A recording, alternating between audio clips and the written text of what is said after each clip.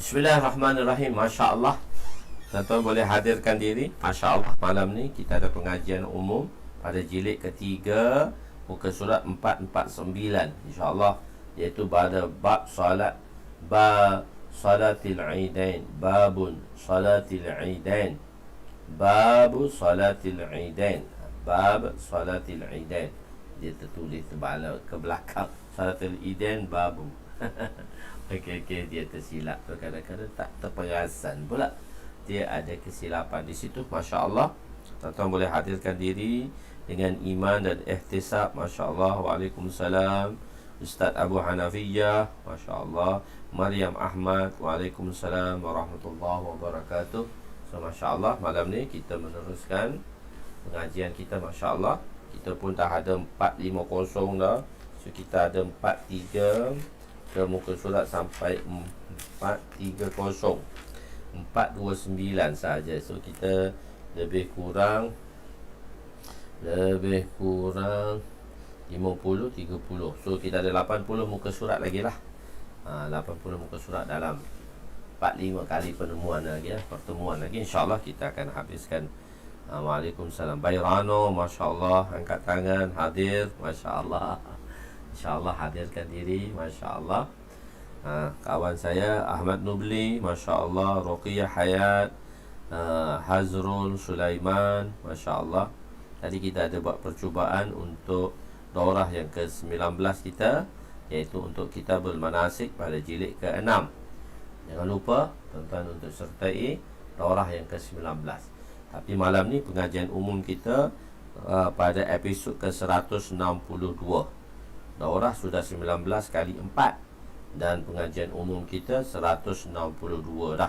So kita dah hampir 200 jam lebih lah. So berapa ratus jam tu kena tanya siapa tu? Kena tanya muda kita lah. Masya Allah. Abdullah Aziz Al-Fansuri, Masya Allah. Al-Syahidi, Masya Allah. Tuan-tuan, kehadiran tuan-tuan dinanti-nantikan. Masya Allah. Dengan iman dan ihtisab, yakin pada perintah-perintah Allah, yakin pada janji-janji Allah Subhanahu wa ta'ala. Masya Allah. Daurah ke-19 dah ready untuk daurah ke-19, insya-Allah. Masya Allah.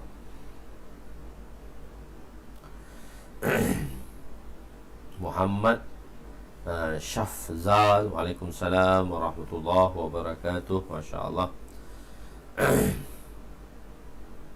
Bismillahirrahmanirrahim. Malam ni kita berada muka surat 449 pada bab salatil idain, bab sembahyang hari raya. Tak puasa lagi tapi nak sembahyang hari raya lah. Masya Allah. Masya Allah. Bismillahirrahmanirrahim. Assalamualaikum warahmatullahi wabarakatuh. Subhanaka la ilma lana illa ma 'allamtana innaka antal alimul hakim. Wala hawla wala quwwata illa billahil aliyyil azim. Rabbi yassir wa la tu'assir wa tammim bil khair ya fattah wa bika nasta'in. Nahmaduhu wa nusalli wa nusallim ala rasulihil karim wa ala alihi wa ashabihi al-fatihina bihadiyihim ila al-haqiqatil majada. Amma ba'du. A'udhu billahi minasyaitanir rajim. Bismillahirrahmanirrahim. Wal 'asri innal insana lafi khusr illa alladhina amanu wa 'amilus shalihat wa tawasaw bil haqq wa tawasaw bis sabr. Shadaqallahul azim. Wa qala an-nabi sallallahu alaihi wasallam, la yu'minu ahadukum hatta yuhibba li akhi ma yuhibbu li nafsihi, atau kama qala alaihi wassalatu wassalam. Hari ini kita belajar pada bab yang muka surat 449 belum datang hadis, iaitu babu salatil idain, bab salat dua hari raya. Masya Allah. Dua hari raya bermakna hari raya Idul Fitr. Idul Fitr pada 1 Syawal dan Idul Adha pada 10 Zulhijjah. Dihimpunkan kedua-duanya dipanggil Idain. Idain maksudnya dua hari kegembiraan. Dalam kitab ini ada disebut bahawa Aid bermakna hari untuk bergembira, dan solat yang disyariatkan padanya untuk menzahirkan syukur atas nikmat tersebut. Sebab apa kita kena sembahyang solat hari raya? Untuk menzahirkan syukur ke atas nikmat yang dikurniakan oleh Allah Subhanahu Wa Taala kepada kita semua. Dalam mazhab Hanafi, solat Idain adalah wajib.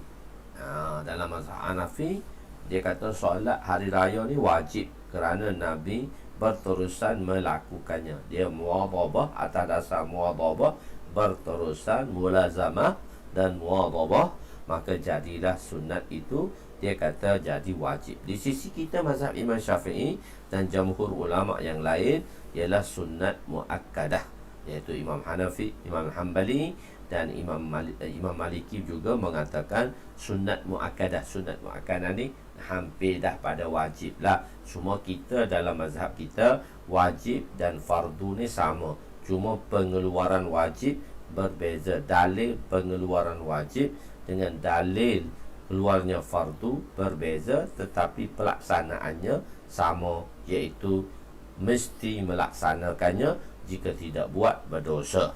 Begitu. Solat hari raya pertama sekali Nabi ialah solat pada tahun kedua Hijrah. Nabi solat hari raya pada tahun kedua Hijrah. Kemudian baginda berterusanlah, sebab Nabi tahun pertama Hijrah tu tak lagi. Tahun kedua Hijrah tu sebab difardukan puasa. Difardukan puasa pada tahun kedua Hijrah, iaitu dalam peperangan Badar pun juga dalam bulan puasa 2 Hijrah itu juga. Maka difardukan puasa, dan begitu juga solat hari raya. Kemudian baginda berterusan menunaikannya setiap tahun sehinggalah wafatnya baginda sallallahu alaihi wasallam. Khair. Aid berasal daripada perkataan ud. Ud bermakna berulang-ulang. Aid ni berulang-ulang, setahun 2 kali, tiap-tiap tahun ada Aid. Masya Allah, kerana tiap-tiap tahun akan berulangnya. Ulama menyebut dalam satu syair, iaitu apa makna Aid. Laisal Aid liman labisal jadid. Bukanlah hari raya itu untuk memakai pakaian baru.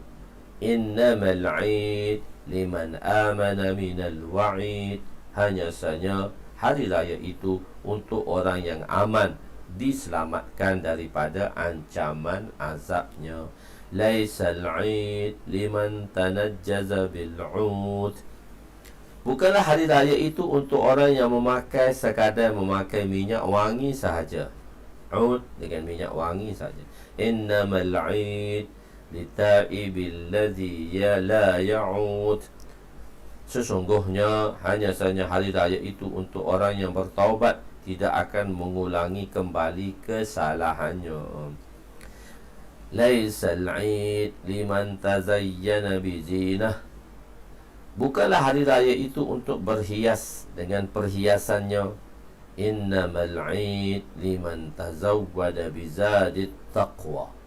Hanya saja hari raya itu untuk berbekal, orang yang berbekal kepada bekalan takwa. Laisal Aid liman raqibal mataya. Bukanlah hari raya itu ialah orang yang menaiki kenderaan.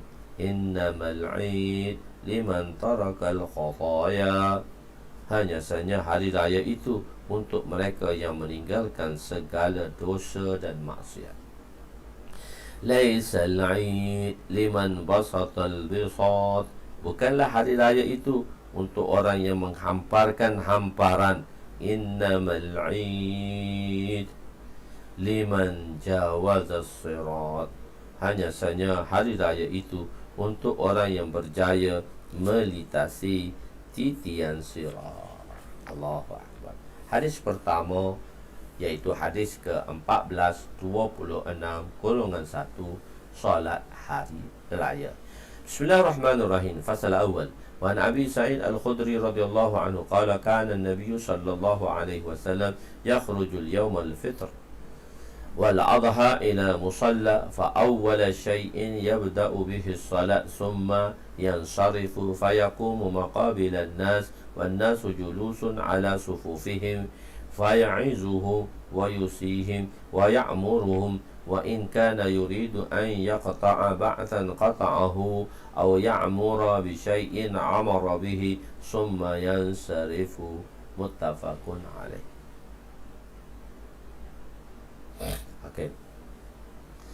Sayyidina Abu Sa'id Al-Khudri radhiyallahu anhu berkata, Nabi keluar pada hari raya Idul Fitr atau Idul Adha ke tempat solat, musalla. Musalla ni tempat solat. Nanti kita akan bahaskan kenapa musalla. Okey. Dan kita panggil musalla. Musalla ni tempat menunaikan solat lah. Dan perkara yang pertama sekali baginda melakukannya adalah solat. Kemudian baginda beralih, berdiri menghadap orang ramai. Orang ramai akan duduk di dalam saf-saf mereka.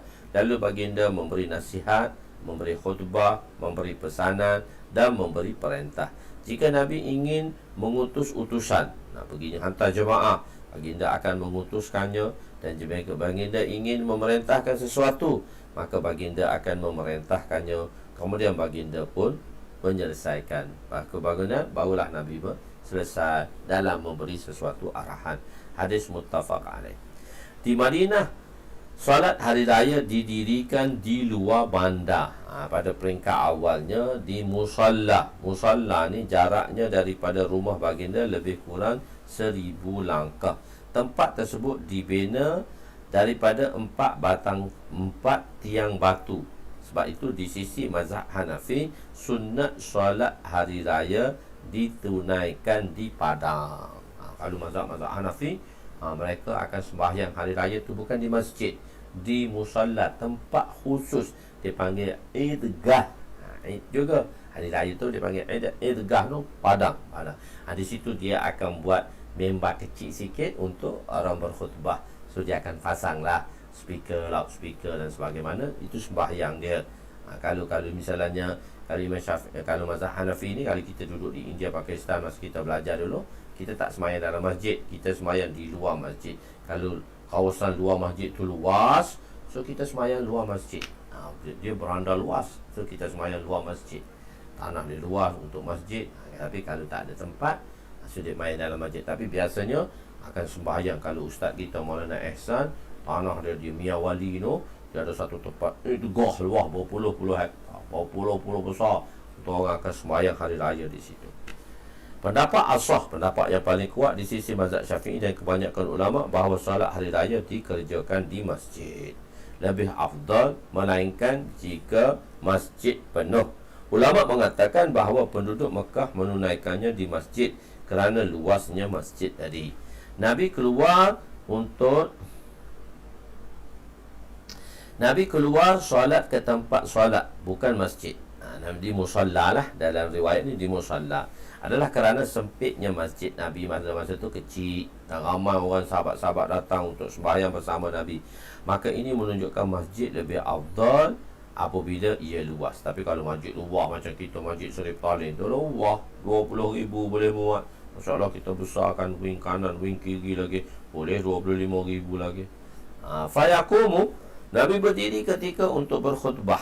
Nabi lepas sembahyang baru khutbah. Itu Nabi berdiri untuk berkhutbah. Ketika itu masih belum dibuat mimbar, tak ada mimbar lagi. Ketika itu Nabi memberi peringatan kepada sahabat-sahabat supaya hidup dalam keadaan zuhud daripada dunia. Dan juga Nabi memberi fadilat dan ancaman-ancaman dosa, supaya dalam kesibukan mereka di hari raya, mereka tidak lalai daripada taat pada perintah Allah, lalu membawa diri kepada dosa.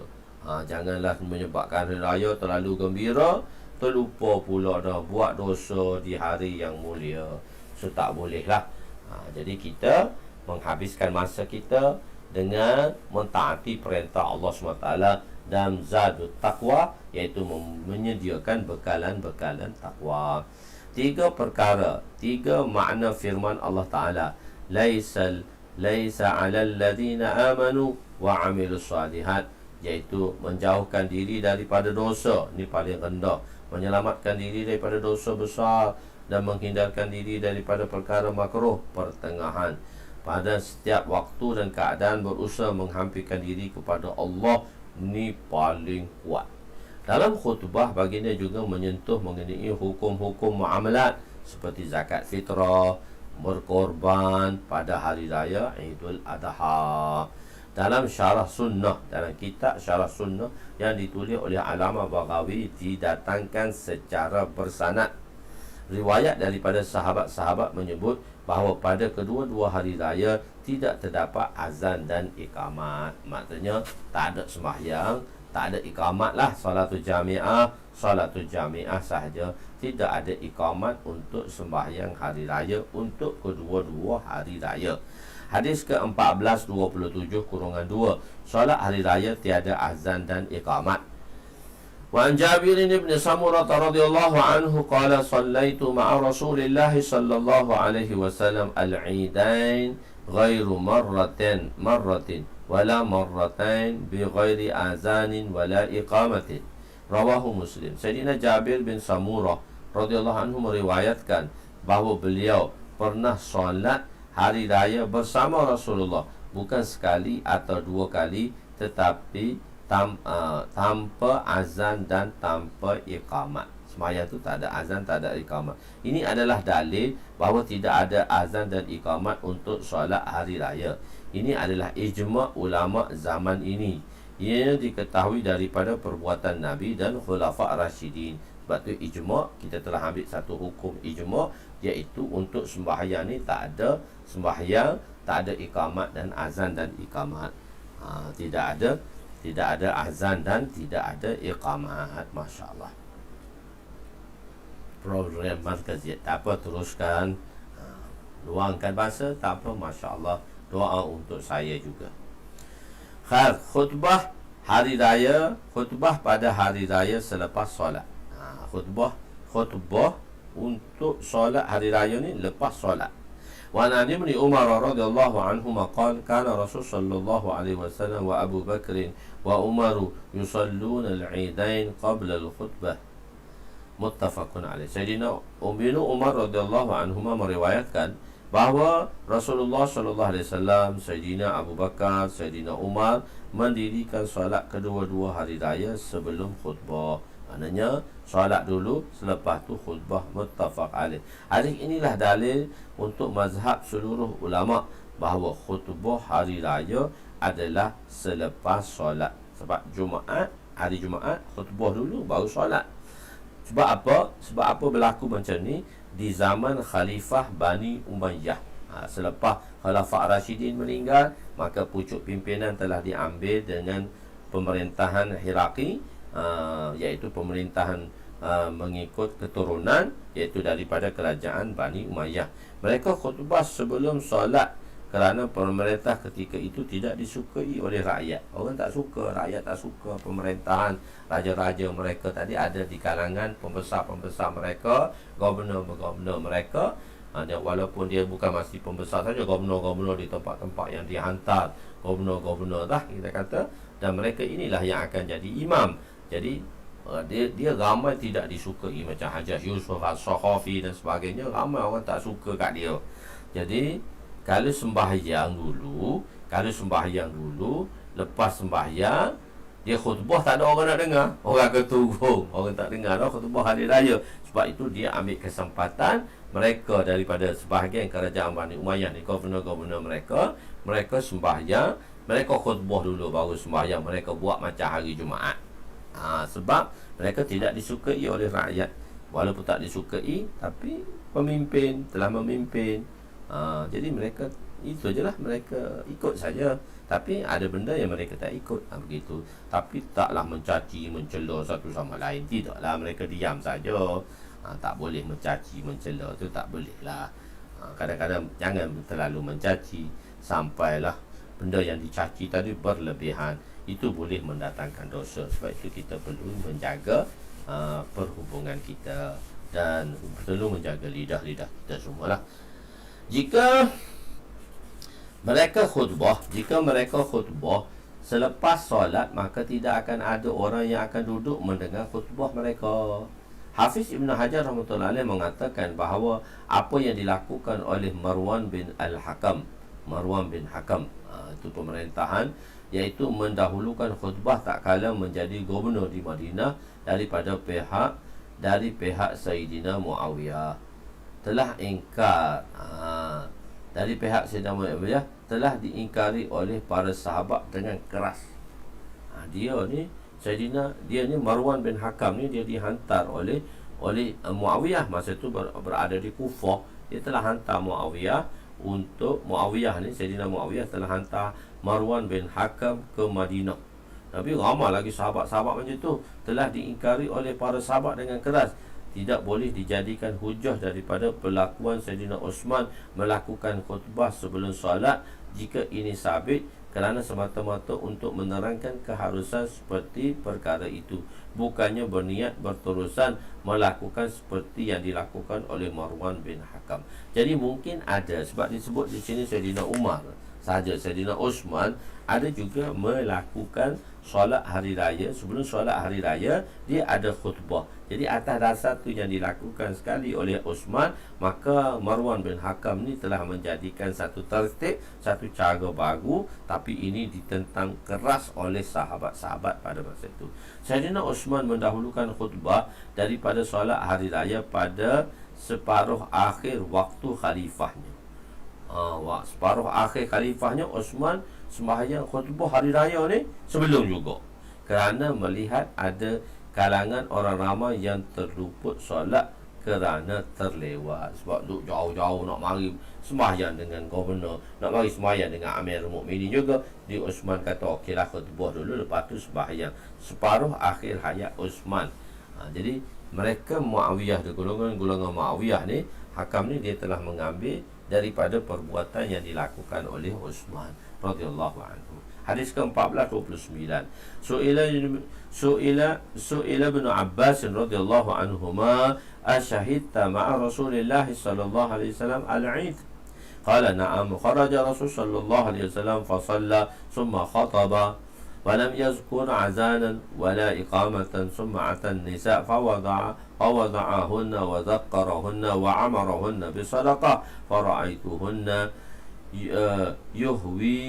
يهوين إلى آذانهن وجلوكهن وهلوكهن يدفعن إلى بلال. قال ثم ارتفع هو وبلال إلى بيته. متفق عليه. Sayyidina Abdullah bin Abbas meriwayatkan, ditanya, adakah tuan pernah bersama Rasulullah sallallahu alaihi wasallam solat hari raya?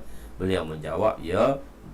Nabi sallallahu alaihi wasallam datang dan menunaikan solat, kemudian berkhutbah. Beliau tidak menyebut tentang azan dan juga tentang iqamah. Perawi berkata, kemudian baginda telah pergi kepada wanita, memberi nasihat dan peringatan pada mereka. Wanita-wanita pun dikumpulkan juga pada masa itu untuk solat hari raya. Nabi buat satu penerangan yang khusus dan memerintahkan supaya bersedekah. Aku melihat wanita meletakkan tangan pada telinga dan halkum mereka. Letak telinga kan anting-anting, halkum mereka tu rantai-rantai, memberi perhiasan mereka kepada Sayyidina Bilal. Kemudian baginda bangun bersama Bilal dan pergi ke rumah Nabi sallallahu alaihi wasallam. Tashkil, bayan tashkil, supaya wanita-wanita juga membuat pengorbanan. Banyak sangat kat tangan gelang tu penuh, buang habis bagi kat Nabi sallallahu alaihi wasallam, korban kepada baginda sallallahu alaihi wasallam. Hadis ini menunjukkan wanita boleh menyedekahkan hartanya tanpa izin suami. Ini adalah pendapat kebanyakan ulama. Hadis ini juga menunjukkan tiada azan dan iqamat untuk solat hari raya. Hadis ke-14 30 kurungan 5. Nabi tidak solat sebelum dan selepas hari raya. Maknanya Nabi tak solat sunat sebelum dan selepas hari raya. Wa an Ibn Abbas radhiyallahu anhuma anna Nabiy sallallahu alaihi wasallam يوم الفطر ركعتين لم يصلي قبلها ولا بعدهما. متفق عليه. Sayyidina Abdullah bin Abbas radhiyallahu anhuma meriwayatkan bahawa Rasulullah sallallahu alaihi wasallam solat 2 rakaat pada hari raya dan baginda tidak mendirikan solat sebelum hari raya. Nabi tak sembahyang. Hari itu tak ada duha lah, ataupun tak ada isra' lah hari raya, atau selepasnya tak ada. So, hari itu tak ada isra' dan tak ada duha. Nabi tak sembahyang. Muttafaq alaih. Daripada Imam Ahmad atau Imam Ibn Munzir mengatakan, ulama Kufah berpendapat harus solat selepas hari raya, tidak sebelumnya. Ulama Kufah saja mengatakan, iaitu Hanafi lah, mengatakan dari segi sudut Imam Ahmad lah, mengatakan lepas tu boleh sembahyang sunat bolehlah selepas sunat hari raya, tapi tidak sebelumnya. Ulama Basrah berpendapat harus sebelumnya dan tidak selepasnya. Ulama Madinah berpendapat tiada solat sebelum dan selepasnya. Imam Abu Hanifah dan satu jemaah ulama berpendapat seperti ulama Kufah, iaitu pada pendapat pertama. Al-Hasan daripada satu jemaah berpendapat seperti ulama Basrah. Imam Ahmad dan satu jemaah berpendapat seperti ulama Basrah. Imam Ahmad dan satu jemaah berpendapat seperti ulama Madinah. Imam Malik setengah solat di tempat solat selain masjid. Adapun di masjid ada dua riwayat, boleh solat sebelumnya dan selepasnya, boleh selepasnya atau sebelumnya. Tapi kalau kita di sisi mazhab kita Imam Syafi'i rahmatullah alaih, iaitu di sisi mazhab Syafi'i tidak makruh solat nafil sebelum hari raya, selepas hari. Maknanya tidak makruh solat nafil sebelum solat hari raya, selepas matahari naik meninggi bagi selain imam. Matahari naik meninggi bagi selain imam. Jika selepas solat, jika dia mendengar khutbah maka makruh. Jika tidak mendengar khutbah maka tidak makruh. Bagi imam makruh untuk solat nafil sama ada sebelum maupun selepas hari raya. Dan pendapat Imam Syafi'i ini dipetik dalam kitab Mughni al-Muhtaj. Okey, pada 1431, hadis ke-1431 kurungan 6, pada awalnya wanita digalakkan hadir solat hari raya. Wanita pun digalakkan pada peringkat awal untuk hadir solat hari raya di zaman Nabi SAW. Lepas tu peringkat akhirnya tak digalakkan dan tak ramai datang. Tapi bagi kita ni kan, kalau kita dalam mazhab Syafi'i, memang khas dia ada tempat wanita, tempat lelaki, wanita pun datang bersama. Tapi kalau Hanafi memang kedatangan wanita tidak ada lah. Wan Ummi Atiyah radhiyallahu anha qalat umirna an nukhrijal خيض يوم العيد وزوات الخدور ويشهدن جماعة المسلمين ودعوتهم فتعتزل الحيض عن مصلاهن. وقالت امرأة يا رسول الله إحدانا ليس لها جلباب. قال لتلبسها صاحبتها من الجلبابها. Muttafaqun alaih. Sayyidina Ummu Atiyah radhiyallahu anha berkata, kami diperintahkan supaya mengeluar wanita-wanita yang telah balik pada hari raya. Begitu juga anak-anak dara yang jarang keluar daripada rumah pun keluar juga pada hari raya. Maka mereka menghadiri jemaah lelaki dan menyertai mereka. Wanita yang haid diasingkan daripada tempat solat jauh sikitlah. Seorang wanita berkata, ya Rasulullah, salah seorang daripada kami tidak mempunyai tudung. Baginda bersabda, hendaklah kawannya memberinya jilbab. Kalau tak ada tudung, kerana kemiskinan, nak keluar rumah pun tak ada tudung, ada kata pinjamlah dengan kawan-kawan kat rumah sebelah tu. Keluarlah juga sembahyang hari raya ni pada peringkat awal. Dalam hadis ini Nabi juga memerintahkan wanita untuk keluar ke medan solat, iaitu musalla tadilah, hari raya supaya dapat bersolat bersama baginda. Wanita uzur juga boleh mendapat keberkatan daripada doa baginda sekaligus berkesempatan mendengar nasihat baginda di dalam khutbah. Menghadiri majlis ulama dan para solehin akan memberi keberkatan. Kebanyakan ulama menyebut bahawa zaman sekarang adalah zaman fitnah. Oleh itu, tidak disunatkan wanita keluar untuk solat hari raya, melainkan memakai jilbab yang sempurna. Kan kalau kita Melayu ni pakai kain tudung, kain sembahyang dah, Masya Allah, kain telekuk pergi, Masya Allah. Walaupun baju comel-comel duduk dalam tu pun, tapi pergi dengan kain telekuk, Masya Allah, bagus untuk solat sunat hari raya. Ianya ditunaikan di kawasan lapang, kita di masjid, maka tidak ada tempat yang tersembunyi yang khusus untuk solat wanita. Wanita yang haid diasingkan daripada tempat solat. Ulama ikhtilaf mengenai larangan ini. Jamhur pendapat larangan ini berbentuk makruh sahaja, tanzihi, bukan tahrimi, bukan haram. Sebab itu untuk berjaga-jaga daripada percampuran lelaki dan wanita tanpa hajat dan solat. Ini tidak haram kerana bukanlah dilakukan solat itu di dalam masjid. Tadi wanita kita kan diasingkan. Sebab kalau Hanafi dia tempat wanita ni tak ada, dia susah juga. Kalau wanita-wanita yang musafir, tempat-tempat solat untuk wanita ni tak ada, dia tepi-tepi masjid tu aje lah. Dan kalau kita kan ada tempat wanita khusus di dalam Syafi'i ini, kita dah ada tempat wanita, tandas wanita, jadi mudah wanita untuk bersembahyang dan musafir. Tapi kalau kita tengok di India, Pakistan, dia kalau musafir tu dia tak ada tempat. Dia tak ada tempat bagi wanita. Itu yang susah juga. Kadang-kadang wanita tak sembahyang pun. Memainkan kompang. Boleh tak hari raya ni kita tepuk kompang? Macam tu. Wa ana Aisyah radhiyallahu anha qalat inna Abu Bakr dakhala 'alayha wa indaha jariyatani fi ayyamin mina tudaffifani wa tadribani wa fi riwayatin tughanniyani bima taqawalatil ansaru yawmal bu'ats wan nabiyyu sallallahu alaihi wasallam mutaghashin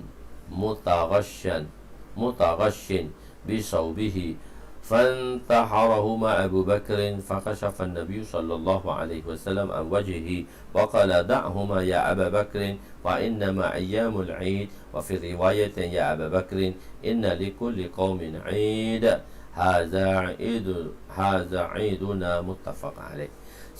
Sayyidatuna Aisyah radhiyallahu anha meriwayatkan bahawa Sayyidina Abu Bakar radhiyallahu anhu datang menziarahinya ketika hari Mina atau hari Mina tu, dan di sisi Sayyidina Aisyah terdapat dua orang hamba wanita mengetuk gendang daf. Daf ni dia terbuka satu, tertutup satu, dan memukulnya dipanggil daf. Maksudnya dia ada dua lubang, satu tutup, satu terbuka kecil. Kita kompang lah. Dalam riwayat yang lain, mereka menasyidkan dan ada orang yang Ansar selalu sedang dendangkan pada hari Bu'as, pada hari Bu'as, sedangkan Nabi berselubung dengan bajunya. Sayyidina Abu Bakar telah datang memberi amaran kepada wanita mereka berdua wanita tadi. Lalu baginda menyingkap wajahnya dan bersabda, biarlah mereka, wahai Abu Bakar, sesungguhnya hari ini adalah hari raya. Dalam riwayat yang berbunyi, wahai Abu Bakar, sesungguhnya bagi setiap kaum itu ada hari rayanya, dan hari ini adalah hari raya kita. Biarlah tepuk-tepuk kompang tu okey lah. Nasyid-nasyid tu, naat tu memuji Nabi SAW. Masya Allah, hari raya bolehlah sikit-sikit bunyi diharuskan. Hari Bu'as, hari peperangan di antara dua kabilah Ansar, iaitu Aus dan Khazraj ketika jahiliyah, dimenangi oleh orang-orang Aus. Maka untuk menyambut kemenangan tadi, mereka menyambut hari tersebut. Tughanniyan, menasyidkan. Saya terjemah tughanniyan ni nyanyi, tapi saya menasyidkan, letakkan menyanyi. Nasyid lah, boleh menasyid tu. Sebab tu saya menasyidkan, saya tak terima menyanyikan. Lagu lah, nasyidkan. Ulama ikhtilaf mengenai ghina. Satu jemaah daripada ulama tanah Hijaz mengharuskan. Ia juga satu riwayat daripada Imam Malik. Imam Abu Hanifah mengharamkan taghanni ni. Mazhab Syafi'i mengatakan makruh. Begitu juga pendapat yang masyhur bagi Imam Malik. Isi kandungan nasyid tersebut adalah berkenaan peperangan, semangat melawan musuh, keberanian dan seumpamanya. Tidak menyebutnya mengenai perkara-perkara mungkar dan kefasadan atau keburukan. Para sahabat mengharuskan nasyid Arab ketika itu kerana ia hanya mengandungi alunan suara saja tanpa muzik. Taf ialah satu alat muzik yang terdapat satu lubang yang terbuka dan tertutup. Ianya diharuskan oleh syariat. Berbeza dengan sejenis gendang yang kedua-duanya tertutup. Ianya tidak dibenarkan dalam Islam. Dalam hadis ini, Nabi membenarkan kerana hari tersebut ialah hari raya. Kadang-kadang sesuatu perkara yang asalnya tidak dibenarkan, tetapi dengan sebab tertentu seperti kadarnya, maka ia diharuskan. Saya nak tutup aircon sekejap, saya sejuk. Saya lupa nak tutup aircon lagi.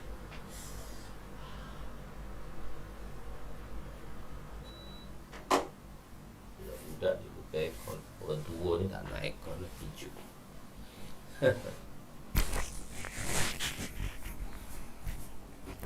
Bilik budak-budak dia buka aircon, kita tak boleh aircon sejuk. Okey, hadis ke-1433 kurungan 8. Nabi makan beberapa biji kurma sebelum pergi solat hari raya. Itu solat hari raya, solat hari raya fitr lah. Hari raya fitrah, hari raya fitri lah, Aidil Fitri lah. Wa an Anas radhiyallahu anhu qala kana Rasul sallallahu alaihi wasallam la yaghdu yawm al-fitr hatta ya'kula tamarat wa la ya'kuluhunna witran. Rawahu Bukhari. Sayyidina Anas radhiyallahu anhu meriwayatkan bahawa Rasulullah sallallahu alaihi wasallam tidak akan keluar pada hari raya Aidul Fitr sebelum baginda memakan beberapa biji kurma terlebih dahulu, dan baginda akan memakannya dengan bilangan yang ganjil. Hadis riwayat Bukhari. Penerangan sunat untuk makan dahulu sebelum hari raya Aidil Fitr. Manakala untuk Aidil Adha disunatkan makan selepas solat. Mustahab makan tersebut ialah tamar jika ada dan bilangannya ganjil. Nabi makan sebelum keluar untuk hari raya untuk memberitahu bahawa hari ini ialah hari raya. Jadi untuk membezakan dengan bulan puasa sebulan sebelumnya. Nabi makan kurma dengan bilangan ganjil kerana Allah menyukai bilangan ganjil seperti disebut di dalam hadis yang berbunyi innallaha witrun tuhibbul witr. Sesungguhnya Allah itu ganjil, tunggal, esa dan menyukai benda-benda yang tunggal. Musnad Ahmad, Abu Daud, Musnad Syafi'i dan Imam Tirmizi dan Imam Ibnu Majah serta Imam Darmi. Kenapa Nabi makan buah kurma? Kerana ketika itu di rumah Nabi terdapat kurma sahaja. Sebab itulah Nabi makan buah kurma. Tak ada apa pun rumah Nabi, tak pernah berasap pun. Untuk memberitahu supaya makan makanan yang manis, kerana makanan yang manis boleh memberi tenaga dengan segera dan menguatkan perut. Sebab kan kalau kita lapar dan sebagainya, kita makan buah kurma tu dia cepat hazam dan dia cepat proses dan kita akan rasa cepat kenyang. Mengikut kajian, sebiji kurma mengandungi 20 kalori dan kurma juga antara buah yang terbaik dan berkhasiat untuk dimakan. Sebiji tu 20 kalori. Dia kalori segera tu. Masya Allah, kalori segera. Beli kurma tu, letak kurma ajwa kat rumah tu, murah-murah je. Beli sekilo, letak kat rumah, makan.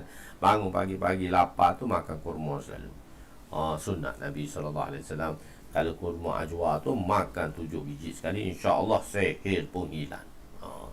Nabi menggunakan laluan berbeza ketika pergi dan balik. Nabi pergi untuk sembahyang hari raya, dia sampai Nabi pergi kan musalla. Dia tak sembahyang di rumah Nabi, Nabi sembahyang di musalla. So Nabi pergi dengan jalan lain, Nabi pulang jalan lain. Wa an Jabir radhiyallahu anhu qala kana an-nabiy sallallahu alaihi wasallam idza kana yawm al-'idain khalafa at-tariqah. Rawahu Bukhari. Sayyidina Jabir radhiyallahu anhu meriwayatkan bahawa apabila hari raya, maka Rasulullah akan pergi solat dan balik dengan jalan yang berbeza. Hadis riwayat Imam Bukhari rahmatullah alaih. Penerangan, ini adalah antara amalan-amalan yang disunatkan pada hari raya. Terdapat banyak hikmah padanya. Antaranya, 2 jalan akan menjadi saksi untuknya di akhirat. Pergi jalan lain, balik jalan lain. Jalan ni akan menjadikan kita saksi, dan balik juga jalan lain, dia juga menjadi saksi kita di akhirat nanti. Penduduknya di kalangan jin dan manusia akan menjadi saksi untuknya. Jadi ada jin-jin tengah-tengah jalan tu, banyak jin-jin tengah-tengah jalan, manusia akan bersaksi dengan kehadiran kita untuk menghadiri sembahyang Jumaat, sembahyang hari raya. Jika untuk jalan pergi ke arah kanan, maka pulang juga mengikuti jalan yang sama. Maka ini akan melalui arah kiri. Jalan kanan pulang arah kiri lah. Kedua, menzahirkan syiar Allah pada kedua-duanya. Menzahirkan zikrullah. Kelima, untuk kita zahirkan zikrullah sambil berjalan. Keenam, mengambil keberkatan yang ada padanya dengan melalui dan melihatnya. Ketujuh, menunaikan hajat seperti sedekah dan sebagainya. Pergi jumpa budak-budak nak tunggu duit air raya kan, pergi duit air raya, selalu bawa ampau, bawa sampul tu, bagi selalu duit hari raya. Pakcik-pakcik dah datang lah. Pakcik-pakcik pakcik kita kat kampung tu dah datang dah, pakcik nu belilah.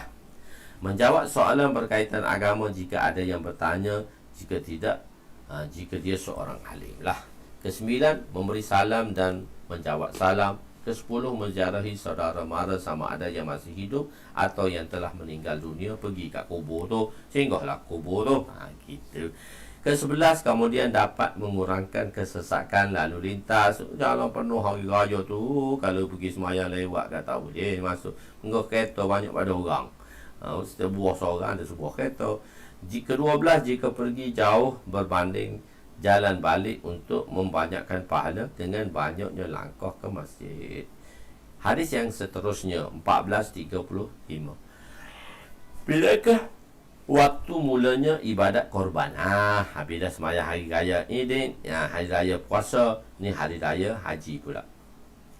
Wan Ani Barra radhiyallahu anhu qala khatabana Nabi sallallahu alaihi wasallam yauman nahar. Yauman nahar hari raya haji lah. Qala inna awwala ma nabda'u bihi fi yaumina hadha in an nusalliya summa narji'a fananhara summa fananhara faman fa'ala dhalika faqad asaba sunnatana wa man zabaha qabla an nusalliya fa innama huwa syatul lahmin fa'ajjalahu li ahlihi laysa min nusukhi fi syai' muttafaqun alaih. Bilakah mulanya ibadat korban? Bila nak boleh sembelih ni? Nak sembelih ni, nak berkorban hari raya ni? Begitu. Sayyidina Barra bin Azib radhiyallahu anhu berkata, Nabi memberi khutbah kepada kami pada hari raya haji. Baginda bersabda, sesungguhnya perkara pertama kita lakukan pada hari ini ialah solat. Kemudian kita pulang dan menunaikan korban, iaitu nahar, iaitu sembelih binatang-binatang sembelihan. Maka barang siapa yang melakukan sedemikian, dia telah menyempurnakan sunnah kami. Dan barang siapa yang sembelih sebelum solat, maka dia itu adalah daging kambing, bukan daging korban yang disegerakan untuk keluarganya. Dan ini adalah tiada bahagiannya di dalam ibadat korban. Dia tak dikira korban sebab korban tu dapat pahala lagi. Sembelih tu pun dapat pahala, tapi pahala dia lain. Bermulanya waktu ibadat korban ialah selepas solat hari raya. Jika binatang korban disembelih sebelum solat hari raya, maka hukumnya seperti sembelihan pada hari biasa, yakni tidak dikira berkorban. Ijma' ulama' bahawa tidak harus dilakukan ibadat korban sebelum terbit fajar sadiq.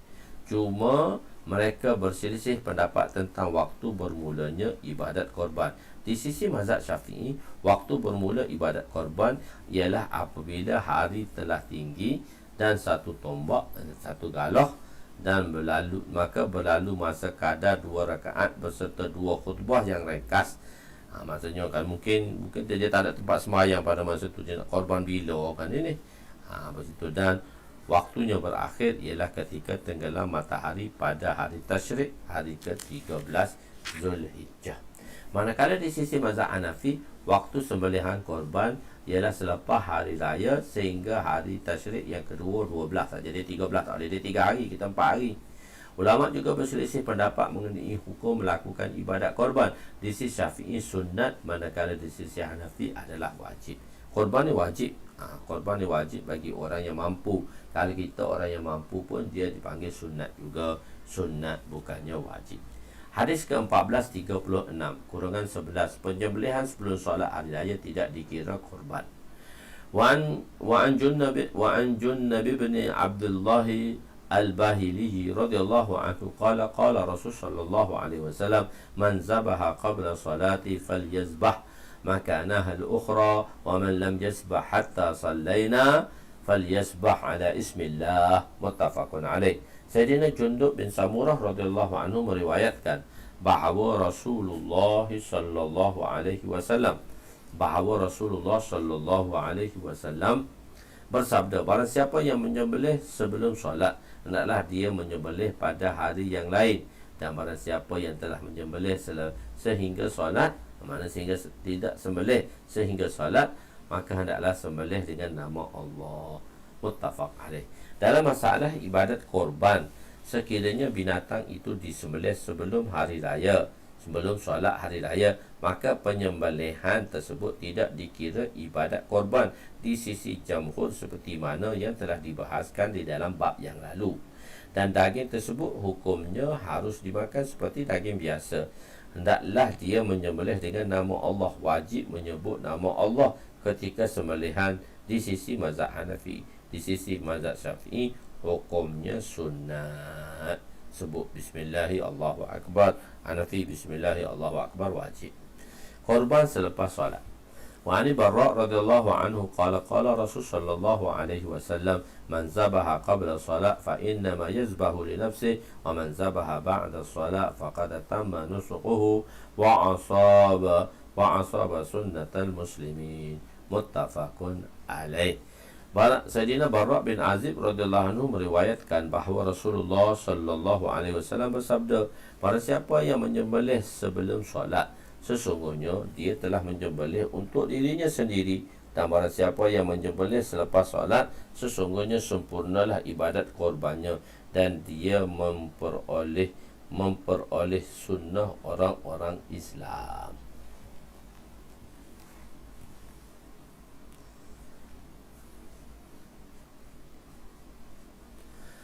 Sempurnalah ke ibadat korban. Ibadat korban yang dilakukan sah kerana menepati kehendak syarak, iaitu dilakukan selepas solat hari raya Aidil Adha.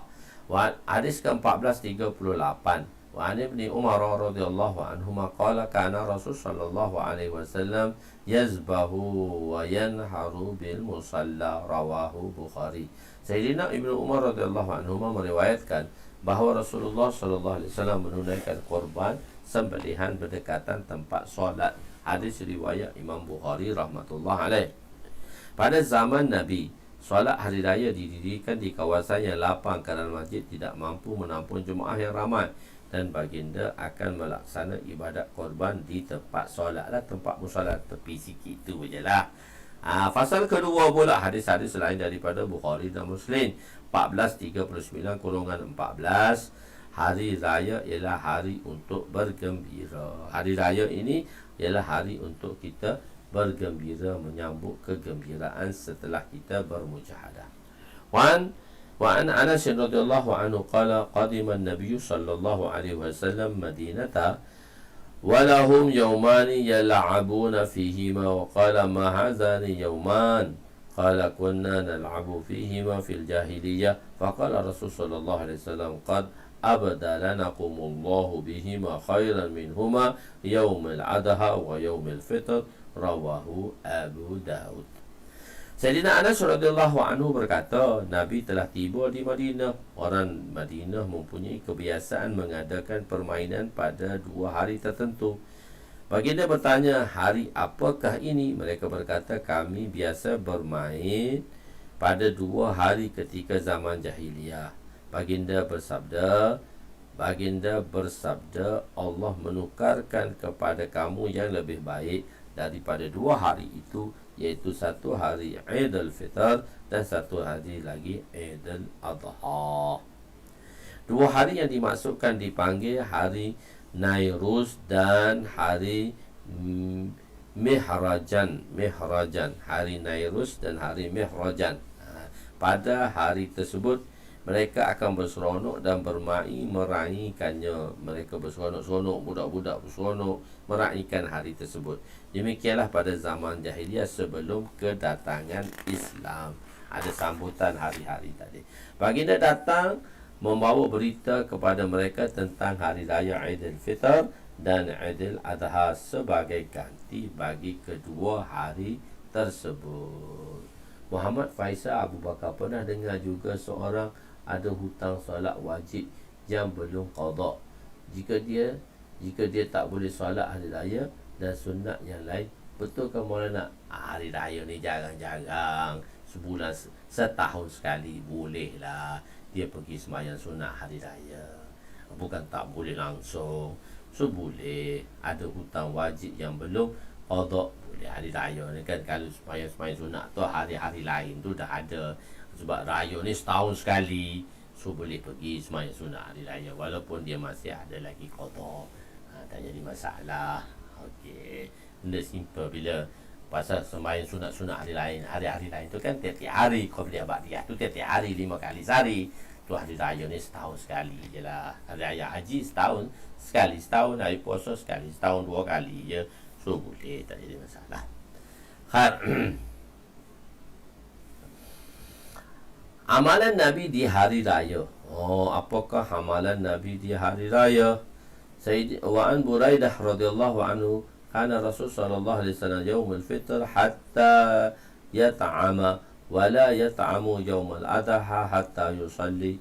Rawahu Tirmizi wa Ibnu Majah wa Darmiyyu 1440-15. Sayyidina Buraidah radhiyallahu anhu berkata, Nabi tidak akan keluar pada hari raya Idul Fitr selagi baginda tidak makan terlebih dahulu. Baginda makan dulu, baru Nabi keluar makan benda manis lah. Semua Nabi tak ada apa dia. Makanlah manis. Kalau Kelantan tu tak makan benda-benda manis tu. Maka Allah pun macam-macam lah. Saya paling suka wajib-wajib tu. Kita panggil nasi manis tu. Sedap. Kelantan balik bulan puasa cari nasi manis je. Memang kaki Kelantan ni kaki suka manis. Tidak akan okey. Kenyataan di dalam hadis ini menunjukkan bahawa ia adalah adat kebiasaan Nabi. Hikmah daripada makan terlebih dahulu sebelum solat Aidilfitr adalah seperti yang mana telah lalu, iaitu untuk membezakan dengan puasa sebulan sebelumnya dan didahulukan solat Idul Adha supaya meraihkan supaya meraihkan para fuqaha yang hanya memperolehi makanan fuqara, orang-orang miskin. Raihkan orang miskin yang hanya memberi makanan daripada agihan daging korban pada hari tersebut setahun sekali je. Raihkanlah dia, tak usah makan lagi, makan sama-sama dia. Pendapat yang lain menyebut bahawa dilambatkan makan supaya makanan yang mula-mula dimakan pada hari itu adalah hasil daripada penyembelihan korban, hasil daripada makan daging korban. Nak manis tak apa, makan banyak sikit pun tak apa. Dia tak memudaratkan sebab daging korban kan daging ibadat. Okey. Takbir hari raya 1441, iaitu macam mana takbir hari raya. Wa an Kasir bin Abdullah an abihi an jaddihi anna Nabiy sallallahu alaihi wasallam kabbara fil aidain fil awwal sab'an qabla qira'ah wa fil akhirah khamsa qabla qira'ah. Rawahu Tirmizi wa Ibnu Majah wa Darmiyyu. Hadrat Kasir bin Abdullah meriwayatkan daripada datuknya bahawa Rasulullah sallallahu alaihi wasallam bertakbir pada hari raya. Takbir ni iaitu takbir zaid, takbir zawaid, iaitu takbir dalam sembahyang sunat hari raya. Yang pertama sebanyak 7 kali, yang kedua sebelum membaca 5 kali sebelum membuat bacaan. Lepas takbir, lepas tu baca ayat Fatihah dan lazim, lepas rakaat kedua sambung lagi. Hadis ini menerangkan kaifiat takbir dalam solat hari raya. Kaifiatnya 7 kali takbir lah. 7 kali takbir yang takbir zawaid tidak termasuk takbiratul ihram pada rakaat pertama. Allahu akbar, itu dia beritahu cara.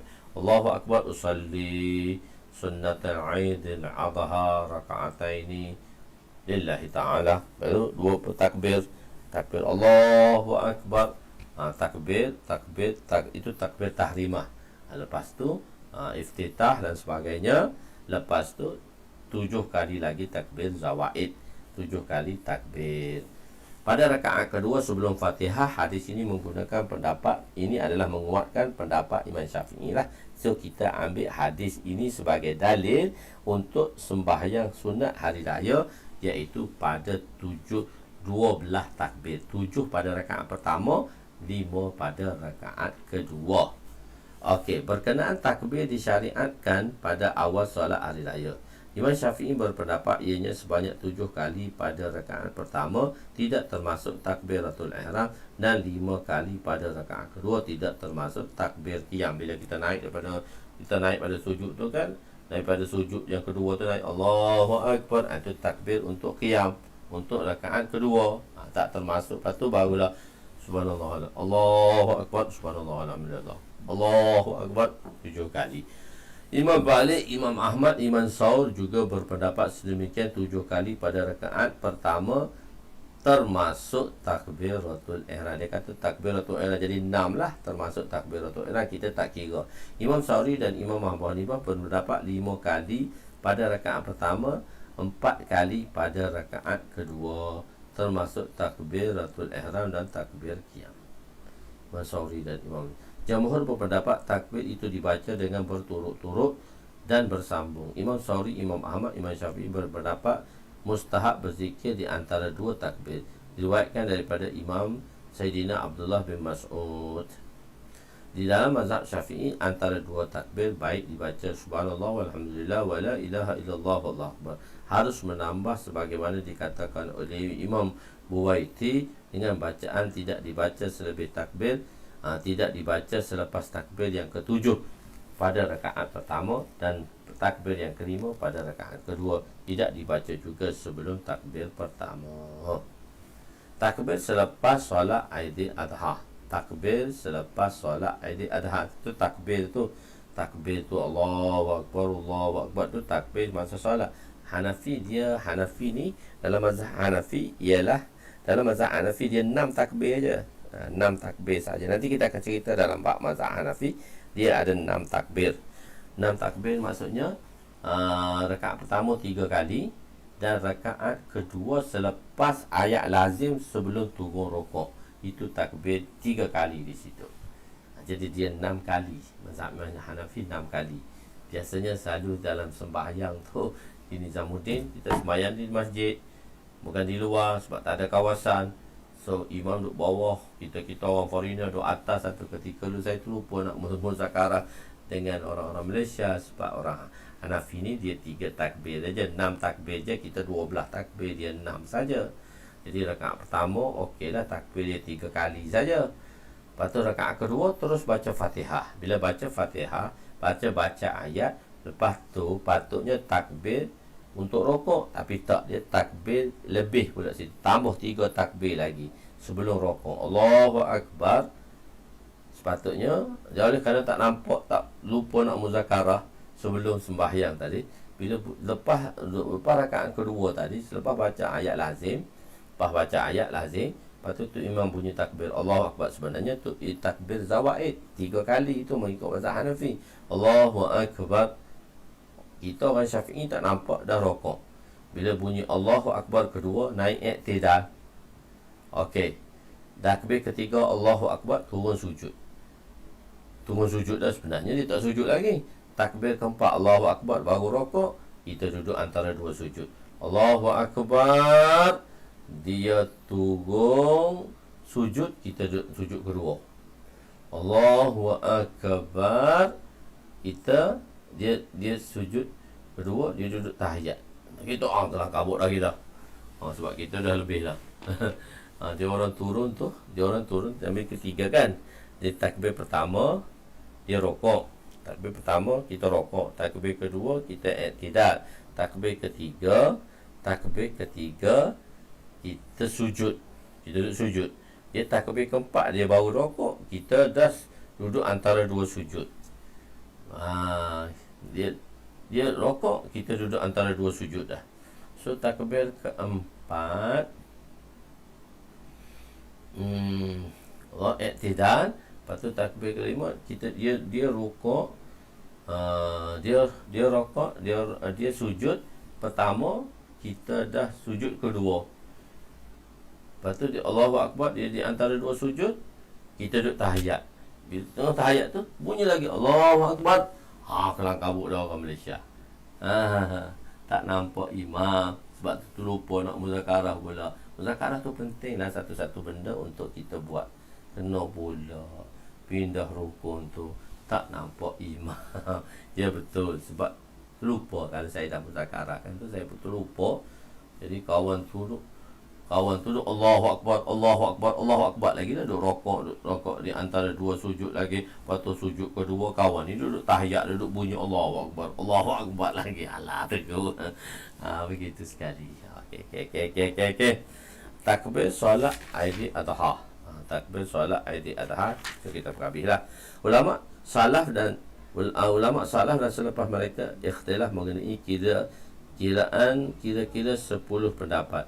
Adapun permulaan pada hari adalah permulaannya pada subuh hari Arafah dah boleh takbir dah. Kita pun 9 tu dah boleh takbir dah. Tak tunggu hari raya hari ke-10 atau subuh hari raya atau subuh hari raya atau zuhur hari raya. Adalah takbir pada zuhur adalah berakhir pada zuhur hari raya atau zuhur hari nafal awal, iaitu subuh tasyrik dan zuhurnya atau asarnya. Imam Malik, Imam Syafi'i, satu jumlah ulama berpendapat permulaannya selepas zuhur berakhir pada subuh hari tasyrik.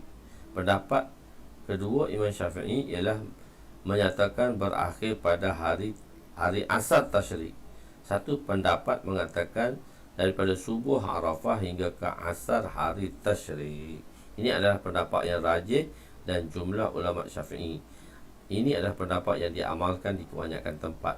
Imam Qalyubi rahmatullahi alaih mengatakan inilah pendapat muktamad mengikut mazhab pendapat muktamad. Imam Nawawi juga menyatakan inilah pendapat yang lebih sahih dan lebih zahir, iaitu 9 hari bulan tu pagi tu kita dah boleh dah. Hari Arafah tu dah boleh dah, dan sampai asar hari ke-13. Wallahu a'lam. So kita sambung nanti seterusnya insya-Allah pada malam lusa lah, hari Rabu pula insya-Allah. Wallahu a'lam. Aku qouli hadza astaghfirullahal azim li wa li walidayya wa li jami'il muslimina wal muslimat wa lil mu'minina wal mu'minat al ahya'i minhum amwat bi rahmatika ya arhamar rahimin ya awwalal awwalin wa ya akhiral akhirin wa ya dzal quwwatil matin wa ya rahimal masakin wa ya arhamar rahimin wa sallallahu ala sayyidina Muhammadin wa ala alihi wa sahbihi ajma'in walhamdulillahi rabbil alamin. Taqabbalallahu minna minkum ya karim.